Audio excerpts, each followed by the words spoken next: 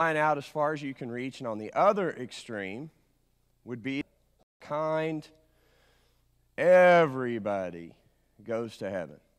Okay, there is no hell, and picture what you will. I mean, that may or not be in the sense of Scripture. It may be more of a nirvana, if you will, or something along those lines. But some extreme positive that nobody is punished. I think it's fair to say that everyone in this room, no one in this room would hold either belief. Okay, I think that I'm pretty safe in saying that. So then the question comes is well, where on the line is the accurate answer? Where on that line is it correct? Now, actually, what I've just done is I've put you in an impossible circumstance. Because what I've done is set something up for you that's basically political. Politics is the same way.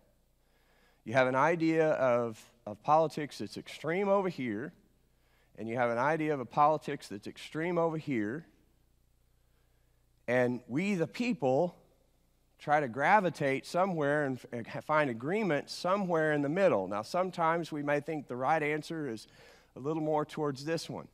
Sometimes we may think the right answer is a little bit more towards this one. And your definition of the right answer is depending upon which maybe side of the line you lean towards. But the situation I've just set up for you is the fact that whatever's right is right in your eyes. Your eyes. And so I've asked you an inappropriate question. Is what I've really done.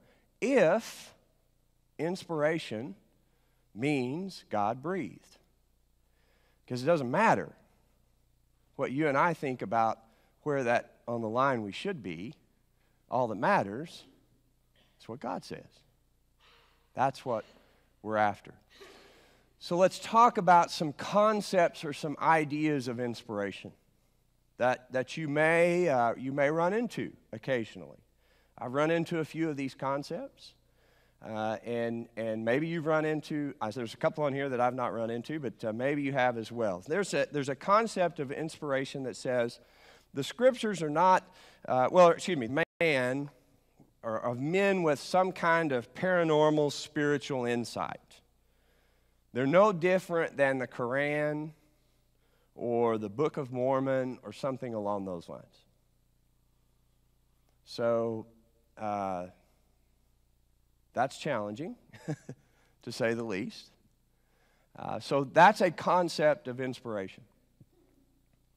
Another concept of inspiration that you might run into is that, only certain passages that are central to religious truths are inspired.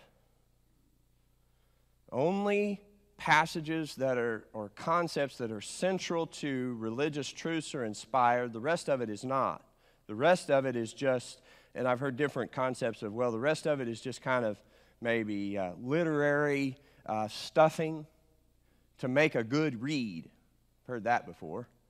In other words, not all Scripture is inspired.